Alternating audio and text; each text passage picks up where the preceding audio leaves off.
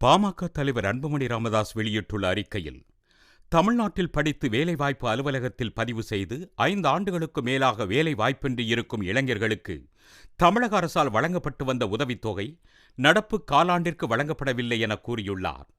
மகளிர் உரிமைத் தொகை வழங்கும் திட்டத்திற்காக தமிழக அரசின் அனைத்து திட்ட பயனாளிகளுக்கும் வழங்கப்படும் உதவிகள் மறு ஆய்வு செய்யப்பட்டு வருவதாகவும், மகளிர் உரிமைத் தொகை பெறும் குடும்பங்களைச் சேர்ந்த படித்த வேலையற்ற இளைஞர்களுக்கு உதவித்தொகை நிறுத்தப்பட இருப்பதாகவும் வேலைவாய்ப்பு அதிகாரிகள் கூறியிருப்பதாக வெளியாகியுள்ள செய்திகள் மிகவும் அதிர்ச்சி அளிக்கின்றன.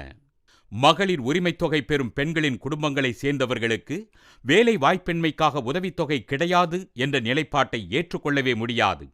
மகளிர் உரிமைத் தொகையும் வேலை வாய்ப்பற்றோருக்கான உதவித்தொகையும் வெவ்வேறு நோக்கங்களுக்காக வழங்கப்படுபவை.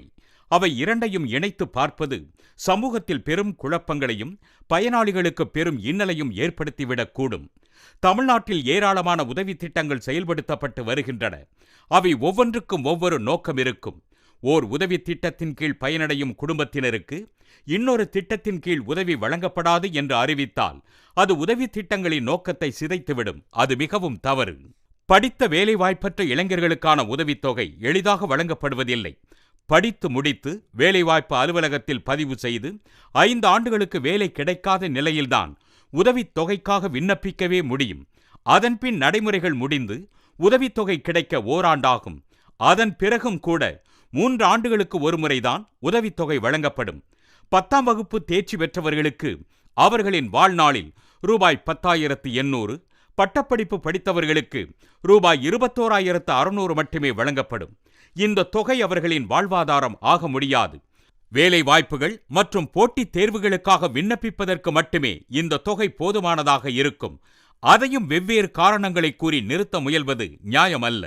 மகளிர் உரிமை திட்ட பயனாளிகள் குடும்பங்களை சேர்ந்த வேலை வாய்ப்பற்ற இளைஞர்களுக்கு வழங்கப்படும் உதவித்தொகை நிறுத்தப்பட உள்ளதா அல்லது தொடருமா என்பது குறித்து தமிழக அரசு விளக்கமளிக்க வேண்டும்.